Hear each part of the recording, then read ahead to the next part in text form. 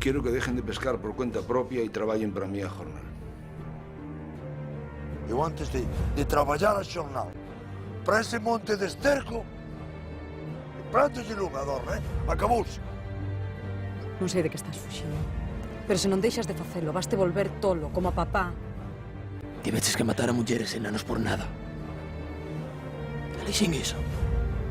E non hai día que non sinta vergoña por lo que fixe. Su fábrica está produciendo por encima de sus posibilidades.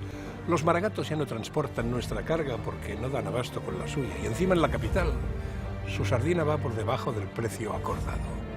¿Y quién fue? El capitán. Pero señorita, no sé. Ay, sus palabras se colaron dentro de mí. Señorita, no siga. Y en mi cuerpo un remolino presionó mi Por Dios, no hable más así. Está usted comprometida. Verá, señor, su hija últimamente no parece muy interesada en nuestra boda. Ni en mí. Canto tempo, Rogelio? Canto máis imos aturar este bus? Trátanos como acá. ¡Si este hombre ha cometido algún delito por decir lo que piensa! ¡Préndalo! Pero entonces préndanme a mí también.